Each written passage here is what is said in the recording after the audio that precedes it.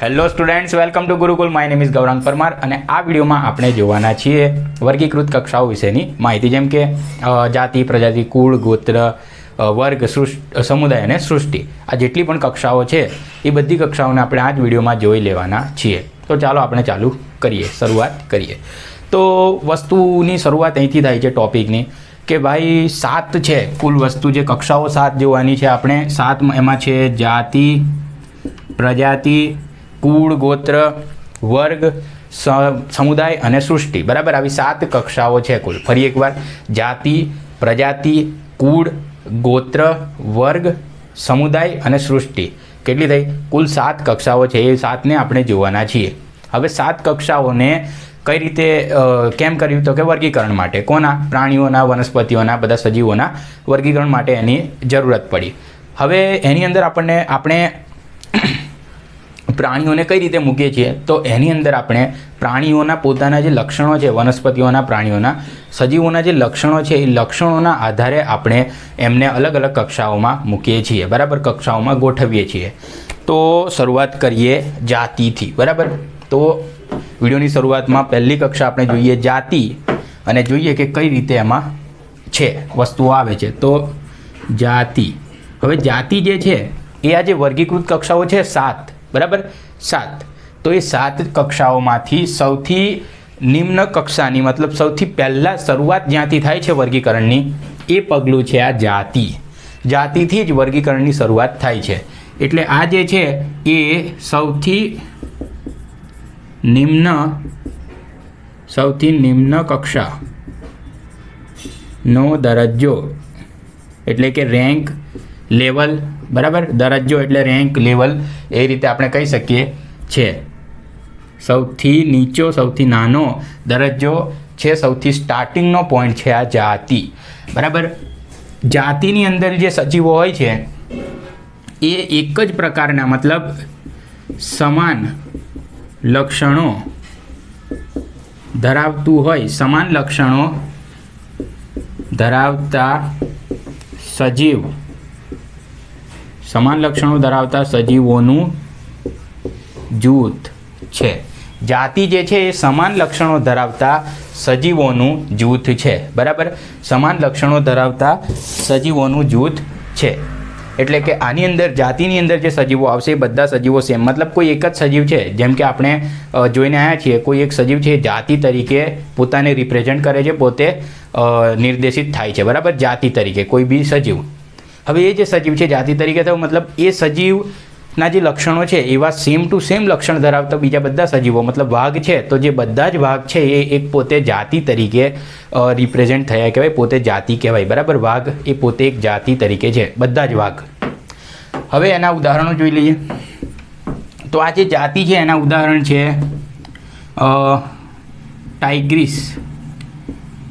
ટાઇગ્રીસ એટલે કે વાઘની જાતિ છે. પછી પારડસ એ દીપડાની જાતિ છે.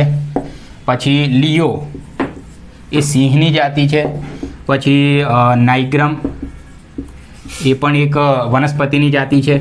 પછી ટ્યુબરોસમ, બરાબર, ટ્યુબરોસમ આ પણ એક આ બટાકાની જાતિ છે. અને મેલોંગેના આ જે છે એ રીંગણની જાતિ છે. બરાબર, તો આ બધા અલગ અલગ જાતિઓના નામ છે જે આપણે ઉદાહરણ તરીકે એને જોયા. બરાબર, આ બધા જાતિઓના નામ છે. હવે આપણે એની આગળની બીજી કક્ષા જોઈએ, પ્રજાતિ. અહીં જાતિની વિશે આપણે ઇન્ફોર્મેશન જે લેવાની હતી એ લીધી. હવે જોઈએ પ્રજાતિ. બરાબર, તો જે પ્રજાતિ છે એ કંઈ નહીં, એક સ્ટેજ ઉપર છે. જો શરૂઆત પહેલું પગથિયું આ છે તો પ્રજાતિ એ બીજું પગથિયું છે. જાતિ એ જો આપણે વર્ગીકરણમાં જાતિને પહેલું પગથિયું કહીએ તો પ્રજાતિ એ બીજું પગથિયું છે. મતલબ કે આમાં એક જ પ્રકારનો જે સજીવ છે જે પોતે એ જાતિ તરીકે નિર્દેશિત થતો હતો. બરાબર, હવે એ સજીવની જેવો બીજો સજીવ થોડોક અલગ હોય પણ એના સાથે મોટા ભાગના લક્ષણો એના સમાન આવતા હોય. જેમ કે વાઘ છે, હવે વાઘ સાથે સિંહના બીજા બધા લક્ષણો, ભલે બે વસ્તુ, મેઇન પોઈન્ટ એ છે કે વાઘ અને સિંહ એ બે અલગ અલગ પ્રાણીઓ છે. મેઇન પોઈન્ટો એ છે, સૌથી પહેલાં સમજી લેવાનું. બીજો પોઈન્ટ એવો છે કે બંને માંસાહારી છે. હવે એ વસ્તુ તો સેમ થઈ, પછી બંને આમ દેખાવમાં આપણે જોઈએ તો બંને 4 પગથી આમ 4 જંગલી પ્રાણીઓ છે, બરાબર. એ રીતનું અમુક લક્ષણો જે છે એ એકબીજાના એ બંને વચ્ચે આપણે સમાન જોઈ શકીએ છીએ.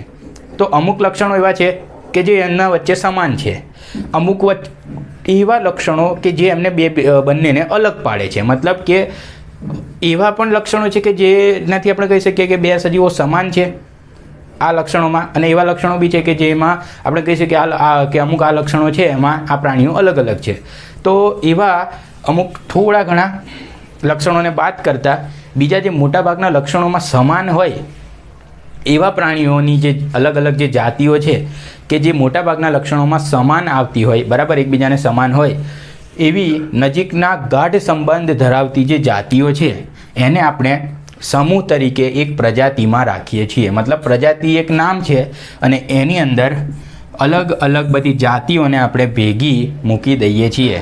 આપણને વર્ગીકરણમાં સહાયતા રહી એટલા માટે વર્ગીકરણની આ એક રીત છે, બરાબર, કે સમાન લક્ષણો ધરાવતી મતલબ નજીકનો ગાઢ સંબંધ ધરાવતી જે જાતિઓ છે જેમ કે વાઘ, સિંહ, દીપડો, બરાબર, ચિત્તો, આ બધા જે છે એ એક જ પ્રજાતિમાં છે એવું આપણે કહી શકીએ, કારણ કે લગભગ એકબીજા સેમ જ એ લોકો દેખાય છે. તો પ્રજાતિની વ્યાખ્યા જોઈએ. પ્રજાતિ એટલે કે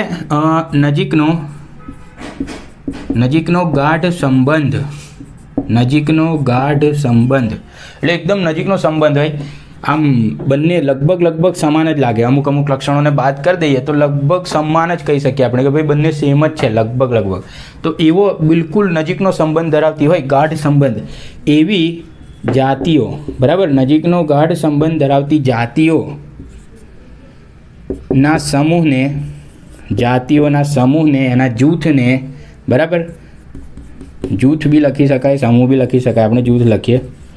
તો નજીકનો ગાઢ સંબંધ ધરાવતી જાતિઓના જૂથને પ્રજાતિ કહે છે.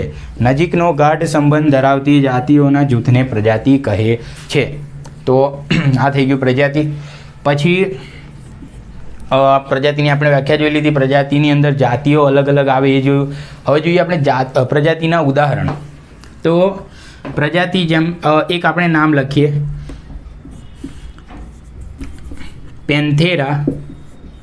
પેન્થેરા લિયો, બરાબર, પેન્થેરા લિયો. હવે આવું આપણે જે આ નામ લખ્યું, બીજું એક નામ લખીએ, પેન્થેરા ટાઇગ્રીસ, પેન્થેરા ટાઇગ્રીસ. હજી બીજું નામ લખીએ, પેન્થેરા પારડસ, બરાબર, પેન્થેરા લિયો, પેન્થેરા ટાઇગ્રીસ, પેન્થેરા પારડસ. હવે વસ્તુ એવી છે કે આ આપણે જોઈને જ આવ્યા છે, આગળ ટાઇગ્રીસ, પારડસ, લિયો નામ હમણાં જોયા જાતિમાં. તો આ બધી આપણને ખબર ને, આપણે નામકરણ બી જોઈ લીધી પદ્ધતિ જે છે એમાં બીજા નંબરનો જે શબ્દ હોય છે એ જાતિ તરીકે છે અને પહેલા નંબરનો શબ્દ હોય એ પ્રજાતિ કહેવાય, બરાબર. તો આ વાક્ય સાંભળતામાં જ તમને ખબર પડી ગયા છે કે આ જે પેન્થેરા છે એ છે પ્રજાતિ.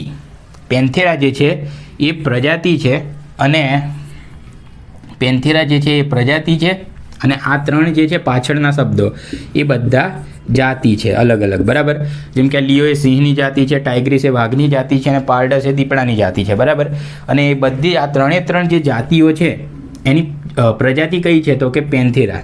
સિંહની પણ પ્રજાતિ પેન્થેરા, ટાઇગ્રીસની પણ પેન્થેરા અને પારડસ એટલે કે દીપડાની પણ પ્રજાતિ પેન્થેરા છે. એનો મતલબ કે આ ત્રણ જે જાતિઓ છે એ ત્રણ જાતિઓ અમુક સમાન લક્ષણોના આધારે એક જ પ્રજાતિ પેન્થેરા નામની જે પ્રજાતિ છે એની અંદર એક સાથે એમને મૂકવામાં આવી છે.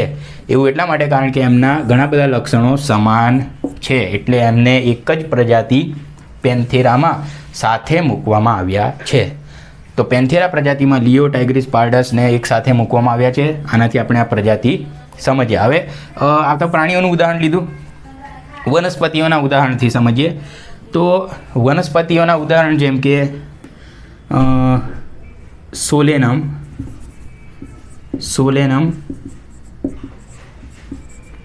ટ્યુબરોસમ,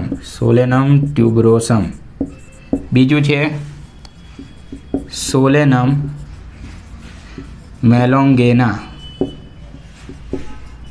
મેલોંગેના કે મેલોંગેના, બરાબર. સોલેનમ મેલોંગેના, સોલેનમ ટ્યુબરોસમ અને સોલેનમ નાઇગ્રમ.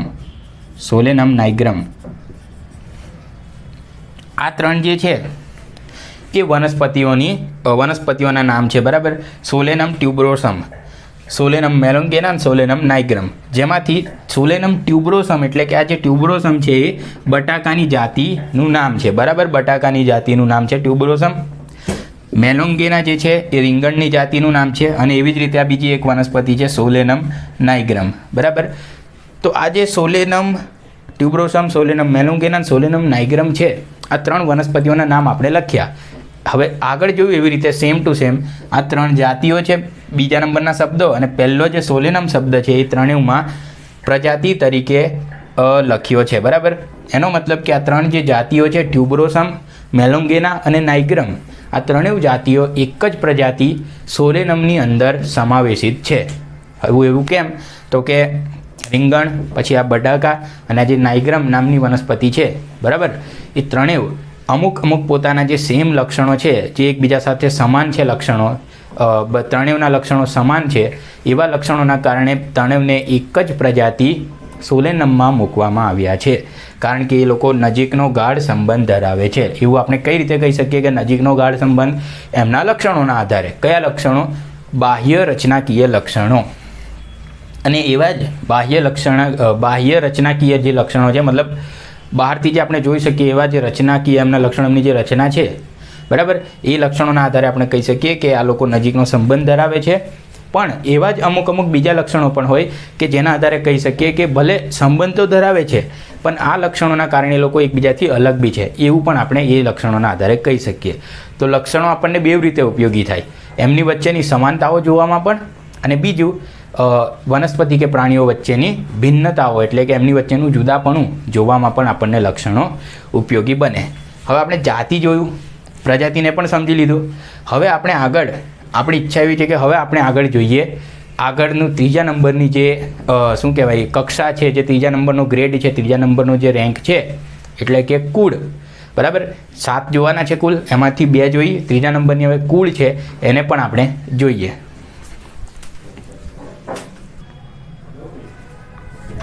તો હવે આપણે ત્રીજા નંબરનું કુળ એટલે કે ત્રીજા નંબરની કક્ષા, કુળ જેનું નામ છે, એટલે કે ઇંગ્લિશમાં એને કહેવાય છે ફેમિલી.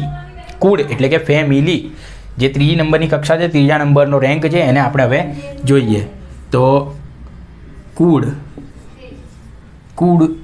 જે ત્રીજા નંબરની કક્ષા છે એને આપણે જોઈએ. તો કુળની અંદર એવી એની વ્યાખ્યા આપી શકાય કે જો પહેલી વાત, એક મેઇન પોઈન્ટ કે જેમ જેમ આપણે કક્ષાઓમાં મોટી કક્ષાઓ તરફ જઈએ ને, મતલબ જાતિ સૌથી નાની છે, 7મા નંબરની સૃષ્ટિ એ સૌથી મોટી કક્ષા છે.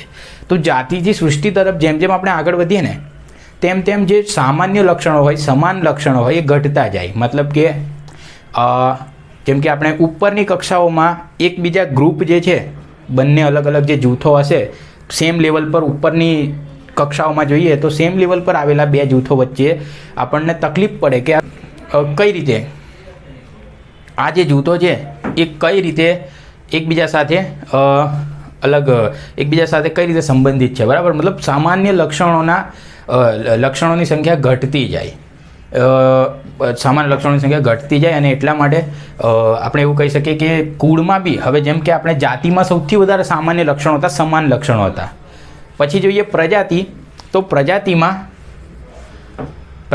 એનાથી ઓછા લક્ષણો. જાતિમાં સૌથી વધારે સમાન લક્ષણો જાતિના સભ્યો વચ્ચે.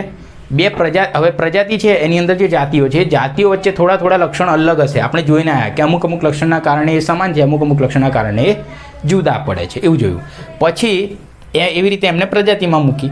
હવે આ જે કુળ છે એ થોડા ઘણા સમાન લક્ષણોના આધારે જે સમાન લક્ષણો ધરાવતી પ્રજાતિઓ છે, પ્રજાતિની અંદર જાતિઓ છે, બરાબર. જાતિઓ ભેગી મળીને પ્રજાતિ બનાવી. હવે એવી જ રીતે અમુક સમાન લક્ષણના આધારે જે પ્રજાતિઓ છે એ પ્રજાતિઓને આપણે કોઈ એક મોટા ગ્રુપમાં મૂકીશું એમના કરતાં, મતલબ એક મોટી કક્ષા કે જેની અંદર આપણે અલગ અલગ પ્રજાતિઓને મૂકશું તો એ જે મોટી કક્ષા છે એનું નામ છે કુળ. અને એની અંદર આપણે અલગ અલગ પ્રકારની જે પ્રજાતિઓ છે જે એકબીજા સાથે થોડા લક્ષણોમાં સમાનતાઓ ધરાવે છે એવી પ્રજાતિઓ અંદર મૂકીએ. તો એની વ્યાખ્યા એ કરી શકાય કે જાતિ, પહેલી વાત, અને આ તો બધાને જ લાગુ પડશે, આ જે વાક્ય હમણાં લખીએ છીએ કે જાતિ અને પ્રજાતિ કરતાં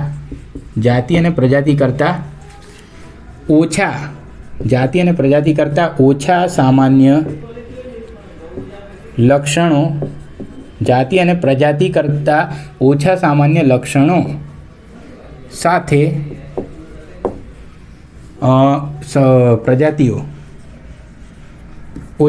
લક્ષણો સાથે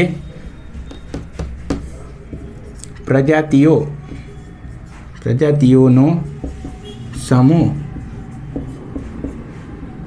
છે અથવા પ્રજાતિઓના સમૂહથી બને છે. એની વ્યાખ્યા મેન જે એની વ્યાખ્યા છે એ રીતે કરી શકાય કે સામાન્ય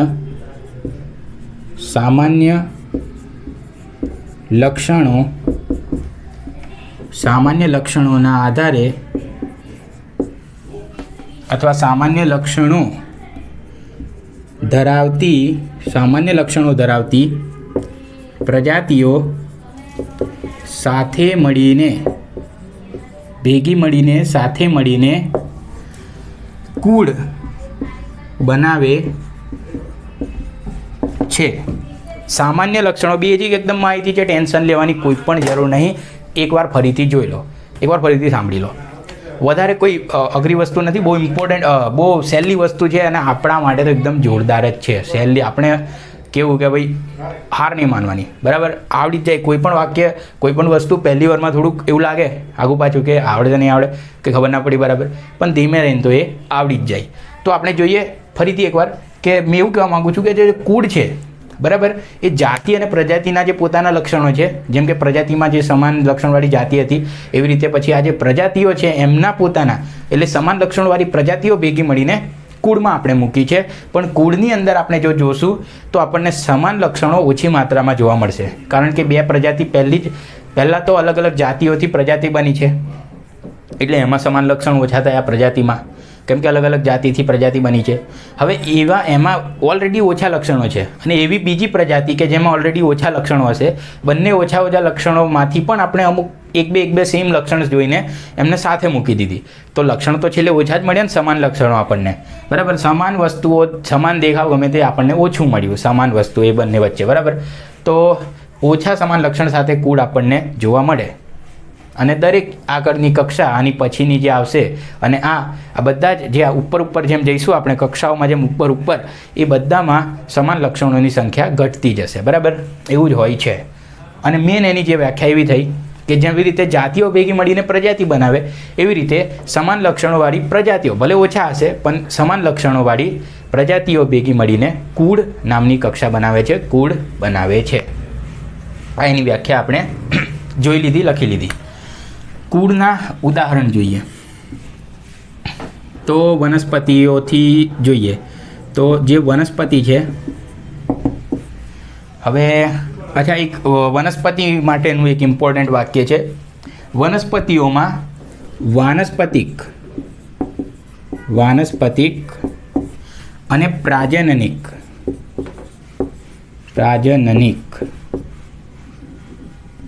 વાનસ્પતિક અને પ્રાજનનિક લક્ષણો, વનસ્પતિઓમાં વાનસ્પતિક અને પ્રાજનનિક લક્ષણોના આધારે કુળ અથવા કુળો બને છે. કુળ બને છે. વાનસ્પતિક અને પ્રાજનનિક લક્ષણના આધારે કુળ બને છે. વાનસ્પતિક એટલે કે કઈ રીતે વનસ્પતિ મોટી થાય છે, કઈ રીતે પોષણ મેળવે છે, આ બધી જે લક્ષણો છે વનસ્પતિના, કે વનસ્પતિ કઈ જમીન પર ઉગે છે, કઈ પ્રકારની માટીમાં ઉગે છે, કેવી રીતના પોષણ મેળવે છે, કયા કયા તત્વોથી એને પોષણ મળે છે, આ બધું. પછી એક મોટી જે થાય છે, બરાબર, કેવી એની રચના છે, આ બધી વસ્તુ આવી ગઈ વાનસ્પતિક રચનાઓ અથવા વાનસ્પતિક, બરાબર, વાનસ્પતિક લક્ષણો. અને પછી જે બીજો લક્ષણ છે પ્રાજનનિક, એટલે કે જે રિપ્રોડક્શન, જે પ્રજનનની ઘટના છે એ વનસ્પતિ કઈ રીતે કરે છે એ લક્ષણ છે પ્રાજનનિક. તો આ બંને લક્ષણોને પણ ધ્યાનમાં લેવાય છે વનસ્પતિઓ માટે, અને એ લક્ષણોને ધ્યાનમાં લઈને વનસ્પતિઓનું કુળ બનાવવામાં આવે છે. જેમ કે વનસ્પતિઓની જાતિ હશે, પછી એ જાતિઓ ભેગી મળીને કોઈ પ્રજાતિ બનશે, અને એ પ્રજાતિઓમાં આપણે જોઈશું કે એ જે પ્રજાતિઓ છે એમાં જે વનસ્પતિ આવેલી છે એ વનસ્પતિઓના પ્રાજનનિક અને વાનસ્પતિક લક્ષણો કેવા છે, અને એમાં કોઈ સમાનતાઓ હશે તો આપણે એ બે પ્રજાતિને એક કુળમાં મૂકીશું. ઉદાહરણ જોઈએ.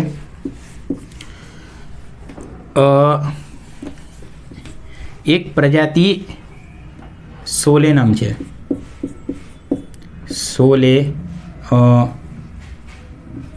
સોલેનમ.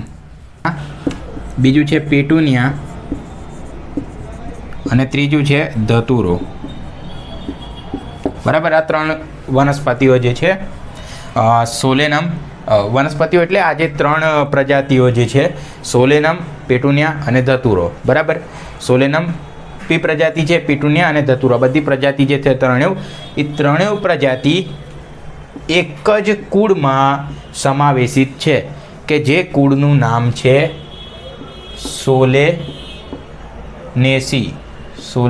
બરાબર, સોલેનેસી નામના કુળમાં આ ત્રણેય પ્રજાતિઓ એક સાથે મૂકવામાં આવી છે, કારણ કે તેમના વાનસ્પતિક અને પ્રાજનનિક લક્ષણોમાં સમાનતા જોવા મળે છે. બરાબર, ત્રણેય વનસ્પતિ મતલબ આ ત્રણેય વનસ્પતિની જે પ્રજાતિ છે તે. હવે આવી રીતે પ્રાણીઓનું ઉદાહરણ જોઈ લઈએ. તો પ્રાણીઓનું ઉદાહરણ જોઈએ તો એમાં આપણે જે જોયું કે વાઘ, સિંહ, પછી દીપડો જે છે એમની પ્રજાતિ છે પેન્થેરા. બરાબર, તો વાઘ, સિંહ અને દીપડાની જે પ્રજાતિ છે પેન્થેરા, તો એક તો આ પેન્થેરા અને બીજી પેન્થેરા પ્રજાતિ, અને બીજી એક પ્રજાતિ બિલાડીની છે, જે તો બિલાડીની જે પ્રજાતિ છે એનું નામ છે ફેલિસ. બિલાડીની પ્રજાતિનું નામ છે ફેલિસ. એક તો આ વાઘ, સિંહ, દીપડો વગેરેની પ્રજાતિ છે પેન્થેરા, બિલાડીની પ્રજાતિ છે ફેલિસ, અને આ પેન્થેરા અને ફેલિસ આ બંને પ્રજાતિઓ એક જ કુળ કે જેનું નામ છે ફેલિડી. બરાબર, આ કુળમાં આવેલા છે, આ કુળમાં મૂકવામાં આવ્યા છે તેમના લક્ષણોના આધારે, તેમના સમાન લક્ષણોના આધારે. તો વાઘ, સિંહ, દીપડો વગેરેને સમાવતી પેન્થેરા પ્રજાતિ એની સાથે બિલાડીની પ્રજાતિ ફેલિસ બંનેને સાથે મૂકી દીધી, અને એને કુળને નામ આપ્યું ફેલિડી. તો ફેલિડી કુળમાં આ બે પ્રજાતિ આવેલી છે. બરાબર, તો આ ફેલિડીની વાત થઈ ગઈ, વનસ્પતિઓ માટેની વાત થઈ ગઈ. વનસ્પતિમાં વાનસ્પતિક અને પ્રાજનનિક લક્ષણોના આધારે કુળ બનાવવામાં આવે છે, એ વસ્તુ આપણે જોઈ. પછી આ એની વ્યાખ્યા જોઈ. બીજી વસ્તુ કે આ જે કુળ છે, બરાબર, એના રિલેટેડ એક પોઈન્ટ છે કે જે કુળ છે એનું આપણે નામ જો ઓળખવું હોય તો આ સોલેનેસી જે હતું વનસ્પતિઓનું કુળ આપણે જોયું, એ સોલેનેસીને જો અંગ્રેજીમાં આપણે લખીએ તો થાય SOLENECAE.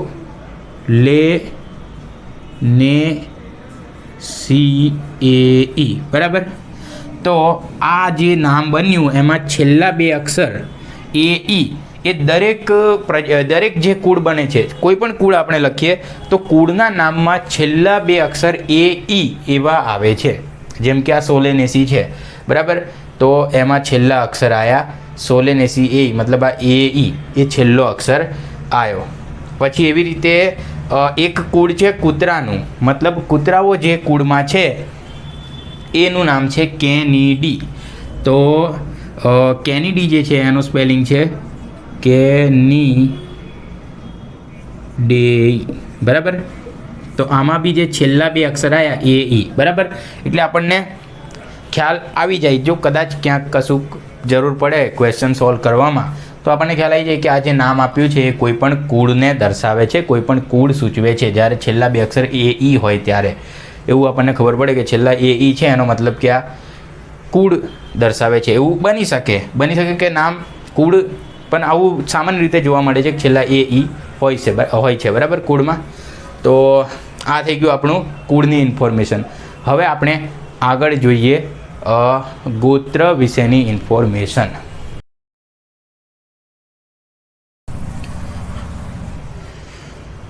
તો હવે આપણે જોઈએ ગોત્ર વિશેની માહિતી. આપણે ચોથા નંબરની કક્ષા પર, ચોથા નંબરના લેવલ પર, ચોથા નંબરના રેન્ક પર પહોંચી ચૂક્યા છીએ.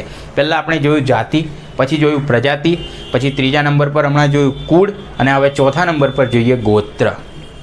ગોત્ર વિશે જેવું અત્યાર સુધી બોલતા આવ્યા એવી જ રીતે સેમ વાક્ય, ખાલી શબ્દો બદલાય છે. જેમ કે પહેલાં આપણે બોલ્યા હતા કે ભાઈ સમાન લક્ષણોવાળા સજીવો જે છે, બરાબર, એ જાતિઓ છે. હવે કેટલાક સમાન લક્ષણોના આધારે જાતિ ભેગી મળીને પ્રજાતિ બનાવે, અમુક સામાન્ય લક્ષણોને જોઈને આપણે પ્રજાતિઓ ભેગી મળીને કુળ બનાવે, એવું જોયું, બરાબર. હવે આમાં કુળ શબ્દ લગાવી દેવાનો અને જ્યાં બનાવે છે ત્યાં લગાવી દેવાનું ગોત્ર. મતલબ કે અમુક સામાન્ય લક્ષણોના આધારે કુળો ભેગા મળીને અથવા કેટલાક કુળ ભેગા મળીને ગોત્ર બનાવે છે. સેમ વાક્ય તમને આવડી જ ગયું હશે. અત્યાર સુધી આપણે જોતા આવ્યા સેમ જ વાક્ય છે કે કેટલાક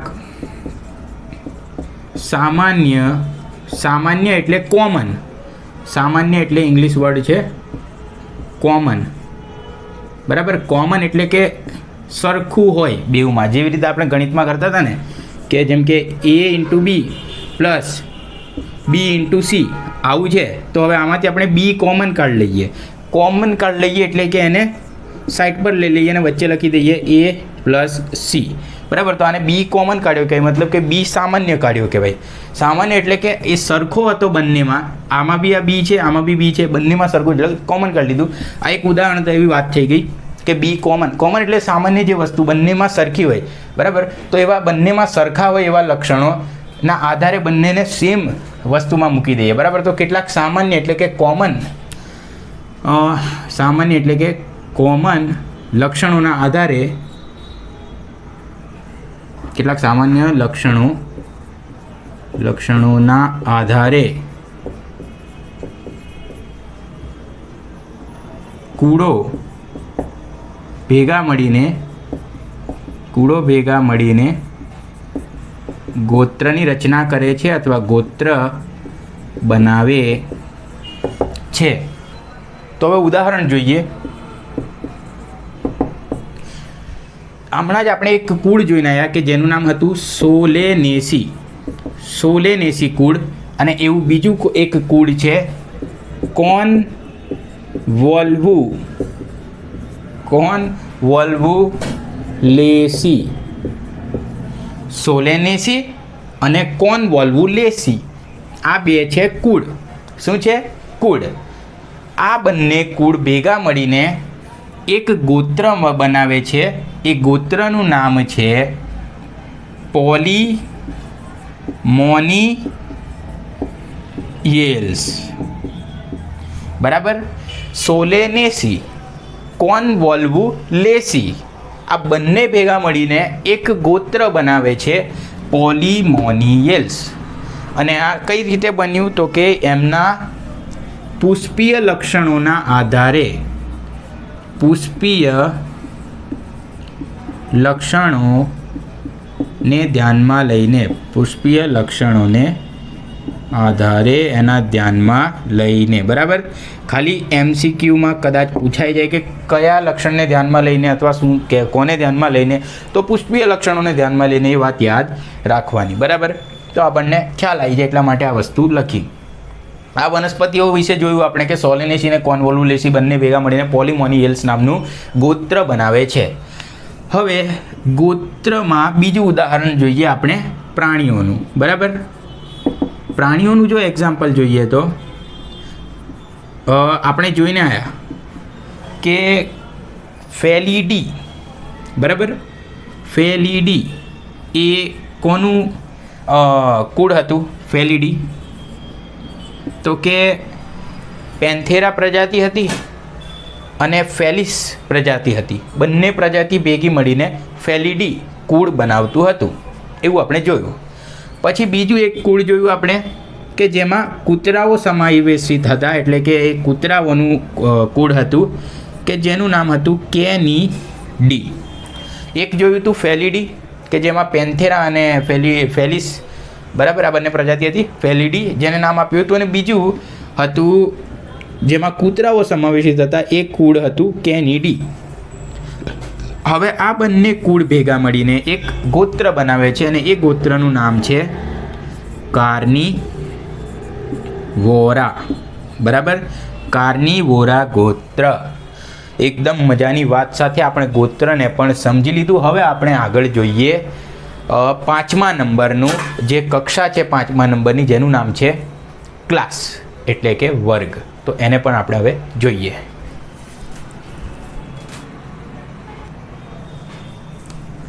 તો હવે આપણે જોઈએ વર્ગ. તો આ જે 5મા નંબરની કક્ષા છે વર્ગ. સૌથી પહેલાં જોયું હતું જાતિ, પછી જોયું પ્રજાતિ, પછી જોયું કુળ, પછી ગોત્ર, અને હવે આ 5મા નંબરનું વર્ગ. બરાબર.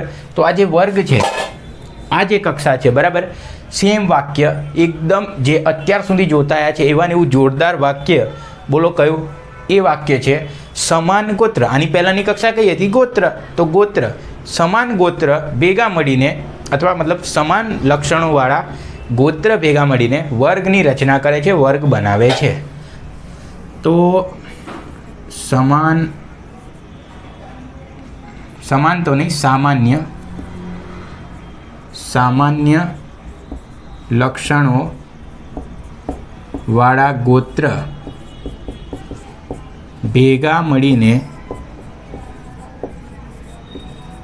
સામાન્ય લક્ષણોવાળા ગોત્ર ભેગા મળીને વર્ગ કે જેને કહેવાય છે ક્લાસ બનાવે છે. બરાબર. તો વર્ગનું પણ હવે આપણે ઉદાહરણ જોઈ લઈએ. તો વર્ગનું જે ઉદાહરણ છે, બરાબર, એમાં સૌથી પહેલાં આપણે પ્રાણીઓનું જોઈએ. પ્રાણીઓનું ઉદાહરણ મતલબ કે જેમ આગળ આપણે જોઈને આવ્યા કે કાર્નિવોરા ગોત્ર, કાર્નિવોરા, બરાબર, એની અંદર કોણ કોણ સમાવેશિત હતું? તો કાર્નિવોરા જેનાથી બનતું હતું એક તો ફેલિડી અને બીજું કેનિડી. તો કેનિડીમાં કોણ હતું? તો કે કૂતરા. પછી બીજું હતું કેનિડી હતું. કેનિડી કુળથી જે કાર્નિવોરા ગોત્ર 2થી બનતું હતું, ફેલિડી અને કેનિડી. હવે કેનિડીમાં કૂતરા હતા અને ફેલિડીમાં હતું બિલાડી હતી, કારણ કે બિલાડીની પ્રજાતિથી, અને બીજું હતું જે સિંહ વાઘવાળી પ્રજાતિ હતી, પેન્થેરા. બરાબર. તો સિંહ હતો, વાઘ હતો. તો આ બધા પ્રાણીઓથી બનતું હતું કાર્નિવોરા ગોત્ર. અને બીજું એક ગોત્ર છે જેનું નામ છે પ્રાઇમેટા. કાર્નિવોરા ગોત્ર જે આપણે જોઈને આવ્યા. બીજું એક ગોત્ર છે પ્રાઇમેટા. તો આ જે પ્રાઇમેટા ગોત્ર છે એમાં આવે છે વાનર એટલે કે વાંદરા. બરાબર, મંકી, વાંદરા. તો વાનર, પછી ગિબ્બન અને વાનર, ગિબ્બન, આ બધાને સાથે જે સમાવતું એક ગોત્ર છે એને કહેવાય છે પ્રાઇમેટા. વાનર, ગિબ્બન, બરાબર, આ બધાને સમાવતું જે ગોત્ર છે એને કહેવાય છે પ્રાઇમેટા. તો પ્રાઇમેટા નામનું આ જે ગોત્ર છે જેમાં વાનર, ગિબ્બન વગેરેનો સમાવેશ થાય છે, એ ગોત્ર કાર્નિવોરા ગોત્ર સાથે ભેગું થઈને આ બે ગોત્ર ભેગા મળીને એક વર્ગ બનાવે છે કે જેનું નામ છે સસ્તન વર્ગ. એટલે કે સ્તનધારી પ્રાણીઓ. એવા પ્રાણીઓ કે જેઓ સ્તન ધરાવતા હોય, એટલે સ્તનધારી પ્રાણીઓ જેને કહેવાય છે સસ્તન વર્ગના પ્રાણીઓ. તો આ વર્ગ જે સસ્તન વર્ગ બન્યો એ બે ગોત્રથી બન્યો, જેનું નામ છે કાર્નિવોરા અને બીજું છે પ્રાઇમેટા. બરાબર. તો આ આપણે વર્ગની માહિતી જોઈ લીધી. બસ આ જ ઉદાહરણ જોવાનું હતું વર્ગ માટે. બરાબર. તો આનાથી આપણને ખ્યાલ આવી ગયો કે વર્ગ શું છે, એની વ્યાખ્યા જોઈ લીધી. હવે બીજા પણ બધા વર્ગ છે અને બધા વર્ગ ભેગા મળીને અમુક સામાન્ય લક્ષણો સાથેના વર્ગ ભેગા મળીને આગળની કક્ષાનું નિર્માણ કરશે કે જેને કહેવાય છે, એ તો આપણે હમણાં જોવાના છે, અને એ કક્ષાને કહેવાય છે સમુદાય. બરાબર, સમુદાય. અને વનસ્પતિઓમાં આ પાછું આ જે સમુદાય છે આ 5મા નંબરની ના 6ઠ્ઠા નંબરની, તો 6ઠ્ઠા નંબરની કક્ષા છે સમુદાય. પણ આ સમુદાય શબ્દ જ્યારે પ્રાણીઓ વિશે વાત કરતા હોય, જેમ કે આ વર્ગ સસ્તન વર્ગ પ્રાણીઓની વાત કરી, બરાબર, તો જ્યારે પ્રાણીઓનો વર્ગની વાત કરીએ તો પ્રાણીઓના વર્ગથી કોઈ બને એને કહેવાય સમુદાય, બરાબર. 6ઠ્ઠા નંબરની કક્ષા જે છે પ્રાણીઓની વાત કરતા હોય ત્યારે એને સમુદાય કહેવાય. અને એ જ 6ઠ્ઠા નંબરની કક્ષાને જ્યારે વનસ્પતિઓની વિશેની વાત કરતા હોય ત્યારે એનું નામ પડી જાય છે વિભાગ. વિભાગ, બરાબર. ઇંગ્લિશમાં સમુદાયને કહેવાય છે ફાઇલમ અને વિભાગને કહેવાય છે ડિવિઝન, બરાબર. તો જ્યારે વનસ્પતિઓ વિશેની વાત કરીએ ત્યારે કહેવાય વિભાગ, અને જ્યારે પ્રાણીઓ વિશેની વાત કરીએ ત્યારે કહેવાય સમુદાય. એક જ લેવલની કક્ષા છે બંને, મતલબ આ કક્ષા એક જ છે આમ તો, પણ વસ્તુ એવી છે કે જ્યારે વનસ્પતિ વિશેની વાત કરતા હોય ત્યારે ખ્યાલ આવે, જો આવો શબ્દ વાપરીએ વિભાગ, તો આપણને ખબર પડે કે આ વસ્તુ વનસ્પતિઓ વિશેની વાત થઈ રહી છે. તો વનસ્પતિની વાત કરીએ ત્યારે વિભાગ, અને એ જ નંબરની કક્ષાને જ્યારે પ્રાણીઓ વિશે વાત કરીએ ત્યારે સમુદાય તરીકે ઓળખવામાં આવે છે. હવે એના વિશેની આપણે વધારે માહિતી જોઈએ. વધારે માહિતી એમાં એવું છે કે ભાઈ અત્યાર સુધી જે જોતા આવ્યા આપણે કે સમાન પ્રજાતિ લક્ષણ ધરાવતી જાતિઓ ભેગી મળીને પ્રજાતિને, જે આપણી સેમ લાઈન છે અત્યાર સુધીની જે જોઈને આવ્યા, બસ એ જ લાઈન અહીં પણ આવશે. તો સમુદાય, બરાબર, સમુદાય એટલે સામાન્ય લક્ષણો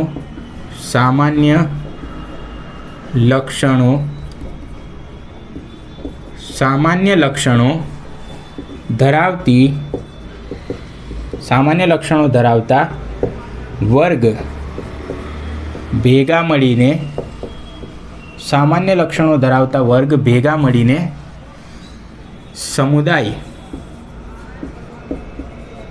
બનાવે છે. સામાન્ય લક્ષણો ધરાવતા વર્ગ ભેગા મળીને સમુદાય બનાવે છે, બરાબર.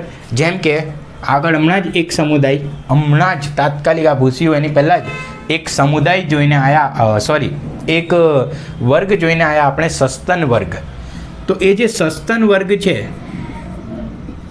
એની સાથે બીજા કેટલાક વર્ગો ભેગા મળીને એક સમુદાય બનાવે છે કે જેનું નામ આપણે હમણાં જોવાના છીએ. એ સમુદાય કેટલાક વર્ગોની સાથે મળીને બને છે. જેમ કે સસ્તન વર્ગ હતો, બીજા એવા વર્ગ છે, એક છે મત્સ્ય, બીજું છે ઉભયજીવી, બરાબર. સસ્તન વર્ગ, એની સાથે મત્સ્ય વર્ગ, એની સાથે ઉભયજીવી, પછી છે વિહગ,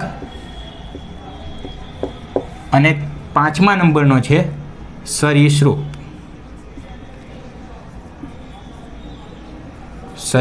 વર્ગ. તો સસ્તન, મત્સ્ય, ઉભયજીવી, વિહગ અને સરીસૃપ, આ બધા જ વર્ગો એક સામાન્ય લક્ષણના આધારે એક જ સમુદાયમાં સમાવેશિત છે, કે જે સમુદાયનું નામ છે મેરુદંડી સમુદાય. મેરુદંડી સમુદાય નામના સમુદાયમાં આ બધા જ વર્ગો સમાવેશિત છે, અને એમનું જે સામાન્ય લક્ષણ છે એ લક્ષણ કંઈક એ પ્રકારનું છે કે જેમાં આ બધા જ પ્રાણીઓ, આ બધા જ સજીવો એમના શરીરના પૃષ્ઠભાગે મેરુદંડ, કે જેને ઇંગ્લિશમાં કહેવાય છે નોટોકોર્ડ, બરાબર, મેરુદંડ, અને બીજું શરીરની પૃષ્ઠભાગે મેરુદંડ, અને બીજું ધરાવે છે પોલું ચેતાતંત્ર. પૃષ્ઠભાગે પોલું ચેતાતંત્ર ધરાવે છે. શરીરના પૃષ્ઠભાગે પોલું ચેતાતંત્ર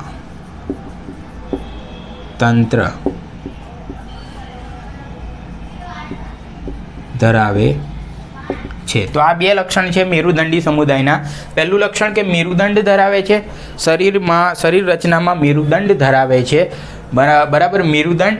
અને બીજું શરીરના પૃષ્ઠભાગે પોલું ચેતાતંત્ર ધરાવે છે. તો આ બે લક્ષણો જો ધરાવતા હોય, બરાબર, તો એ બે લક્ષણો ધરાવતા આ જે વર્ગો છે એ વર્ગોને બરાબર એક સાથે મૂકવામાં આવ્યા છે આ સમુદાયમાં કે જેનું નામ છે મેરુદંડી સમુદાય. તો અહીંયા આપણા સમુદાયની વાત પણ પૂરી થઈ. હવે આ થયું પ્રાણીઓ માટે. એવી રીતે વનસ્પતિઓ માટે વાત કરીએ તો આ સમુદાયની જગ્યાએ આપણે એને કહી દઈએ પછી વિભાગ. જ્યારે વનસ્પતિઓ વિશેની વાત કરતા હોય ત્યારે એને કહી દઈએ વિભાગ એટલે કે ડિવિઝન.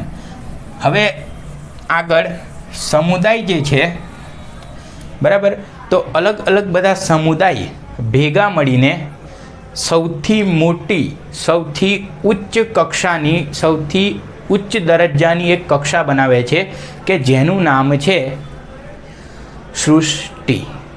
બરાબર, સૃષ્ટિ. આ જે સૃષ્ટિ છે એ બે છે. એક વનસ્પતિ સૃષ્ટિ અને બીજું છે પ્રાણી સૃષ્ટિ અને વનસ્પતિ સૃષ્ટિ. બે પ્રકારની સૃષ્ટિ જોવા મળે છે. જેમાં વનસ્પતિ સૃષ્ટિમાં બે પ્રકારની સૃષ્ટિ જોવા મળે, મતલબ હમણાં આપણે જે જોવાના છે એ પ્રકારે વનસ્પતિ સૃષ્ટિ, બીજું પ્રાણી સૃષ્ટિ. જેમાં વનસ્પતિ સૃષ્ટિમાં તમામ વનસ્પતિઓનો સમાવેશ થાય છે. જે વનસ્પતિઓમાં સમાવેશિત હોય એ બધા જ સજીવો, બરાબર, બધી જ વનસ્પતિઓ વનસ્પતિ સૃષ્ટિમાં સમાવેશિત છે અને બધા જ પ્રાણી સજીવો પ્રાણી સૃષ્ટિમાં સમાવેશિત છે. આ જે સૃષ્ટિ છે એ સૌથી મોટી કક્ષા છે, સૌથી ઉચ્ચ દરજ્જાની કક્ષા છે. બરાબર, સૃષ્ટિ વિશેની આ જ વાત હતી, વનસ્પતિ સૃષ્ટિ અને પ્રાણી સૃષ્ટિ. બીજી વાત કે સૌથી ઉચ્ચ દરજ્જાની કક્ષા છે, સૌથી મોટી કક્ષા છે. બરાબર, અત્યાર સુધી જે આપણે કક્ષાઓ જોઈ 6 કક્ષાઓ, ટોટલ 7 થઈ સૃષ્ટિ સાથે, પણ એની પહેલાં સૃષ્ટિને જો ના ગણીએ તો જે 6 કક્ષાઓ છે બધી જ આની અંદર આવી જાય છે. આ સૌથી મોટા લેવલની કક્ષા છે, સૌથી મોટી કક્ષા છે. બરાબર, સૃષ્ટિ એમાં બધું જ આવી જાય. હવે 1-2 પોઈન્ટ આપણે જોવાના છે. જેમ કે પહેલો પોઈન્ટ રિવિઝન જેવું કરી લઈએ. જાતિ એ સૌથી નિમ્ન કક્ષાની સૌથી નિમ્ન દરજ્જાની કક્ષા છે. જાતિ એ સૌથી નિમ્ન દરજ્જાની કક્ષા છે. સૃષ્ટિ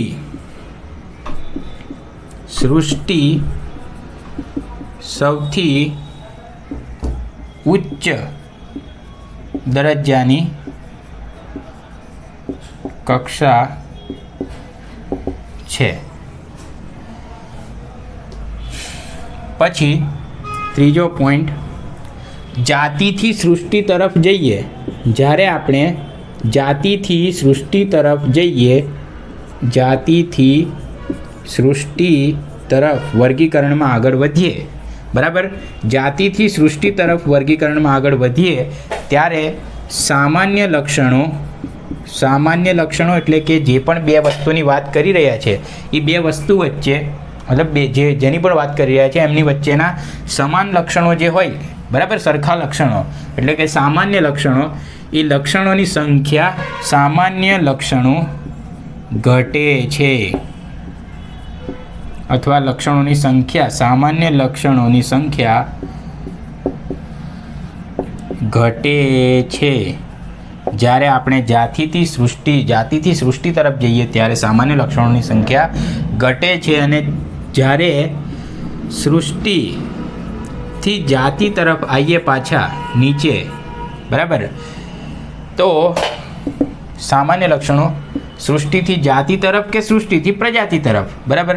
આ તો આપણે ખાલી દિશા માટેની વાત છે કે સૃષ્ટિથી પ્રજાતિ સુધીની બી વાત કરી શકાય, જાતિ સુધી પણ આવી શકાય. આપણે તો દિશા જ જોઈએ છે ને ક્યાંથી ક્યાં આવવાનું છે. તો સૃષ્ટિથી જો પ્રજાતિ તરફ આવીએ, બરાબર, કારણ કે જાતિ તો પોતે એક જ સજીવ છે કે જે જાતિ એ સજીવ મતલબ એ જાતિ, બરાબર, તો એમાં તો બધા લક્ષણ સમાન જ હશે, બરાબર, એટલે આપણે અહીં લખી દીધું પ્રજાતિ. તો સૃષ્ટિથી પ્રજાતિ સુધી જો આવીએ તો